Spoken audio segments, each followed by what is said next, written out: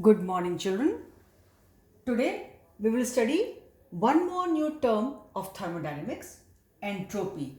It is shown by S, but again I am telling you we are not able to measure only S, we are always able to measure delta S. Now what is this?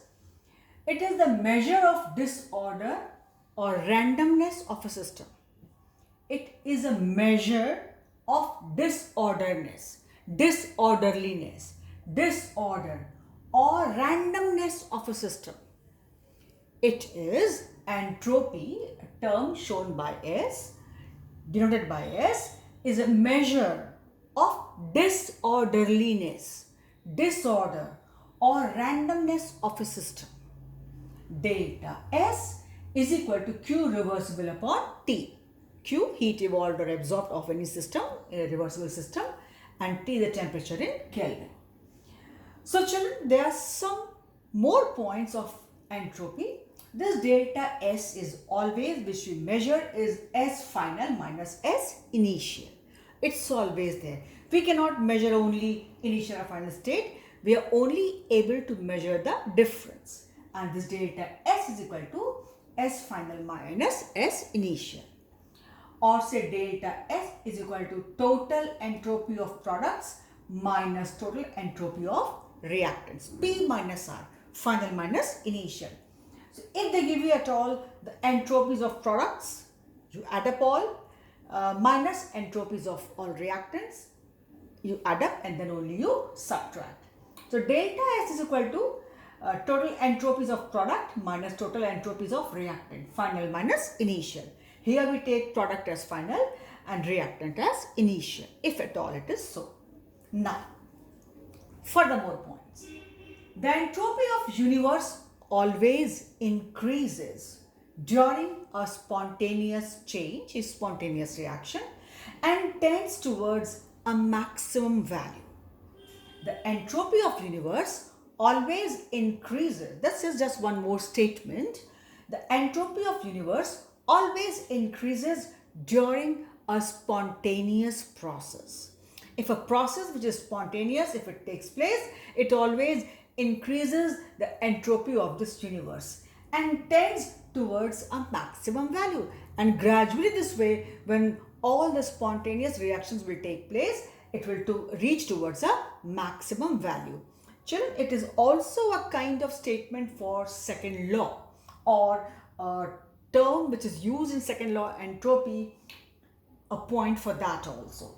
So you can say an additional point for entropy, or say one more form of stating second law. But more commonly it is there for entropy. So entropy of universe always increases if a spontaneous reaction takes place and tends towards a maximum value. Now, if delta S is positive, reaction will be spontaneous in the given direction. Suppose you have A plus B giving you AB. So this is the direction of the reaction. So reaction will be spontaneous if our delta S, our calculation, after calculation, is positive. I repeat, if you are doing some numerical and delta S comes out to be positive after calculations, the reaction will be spontaneous in the given direction. Given direction means normally we write left to right. If it is 0, then the reaction will be at equilibrium. A reversible reaction will be at equilibrium. Children, this spontaneous etc. what all we are studying, it is mainly for reversible processes. Then only you say reaction in the direction and the backward direction. So Q reversible upon T means heat evolved or absorbed during a reversible process upon time. So there only if it was positive, the reaction will be spontaneous in the given direction. Normally it is left to right. If it is 0, it will be at equilibrium. A reaction which is reversible can be at a state of equilibrium also. Means that state where the rate of forward reaction is exactly equal to rate of backward reaction. Although it is a hypothetical state, but we call it state of chemical equilibrium. And this equilibrium, at this equilibrium, when the rate of forward reaction is exactly equal to rate of backward reaction, We call it the state of equilibrium, and this will only be there when delta S, the entropy change, is 0. If at all delta S comes out to be negative, or you are given the value of delta S as negative, then the reaction will be non-spontaneous. Means if I have A plus B writing that side from left to right, giving you AB, A plus B giving you AB. This is my reaction. I am writing from left to right. So if its delta S is minus, it will be non-spontaneous in that forward direction. Rather, what will happen? It will be spontaneous in the backward direction. Means the reaction will take place in the backward direction, not in the forward direction. I repeat, if delta S is negative, children, a reversible reaction has two sides, left to right, which is normally our way of writing reaction.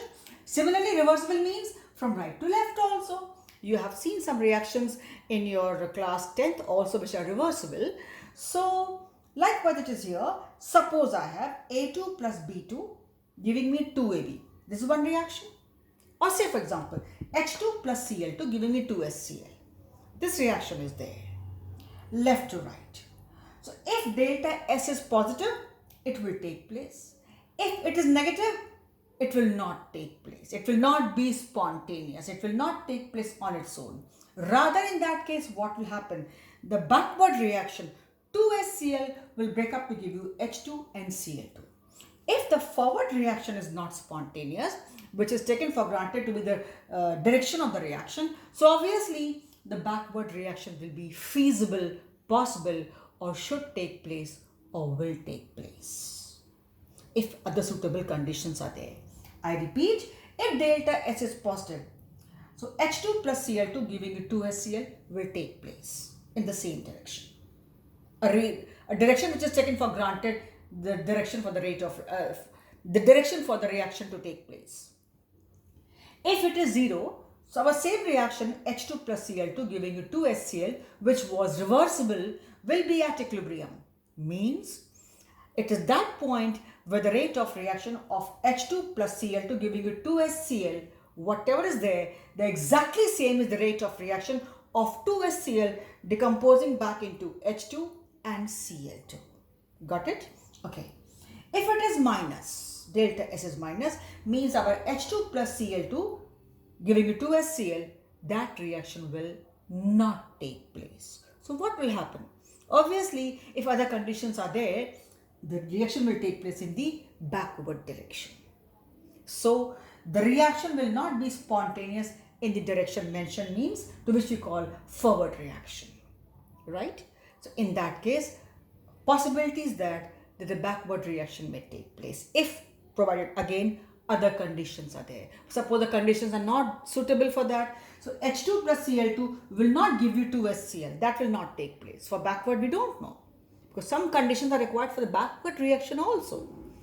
So this is how it takes place. If delta is positive, reaction will take place in the forward direction. If equilibrium, if it is 0, it will be at equilibrium, means the rate of forward reaction will exactly be equal to rate of backward reaction. Okay, I take one simple example. NH3 plus HCl gives you NH4Cl. It gives you.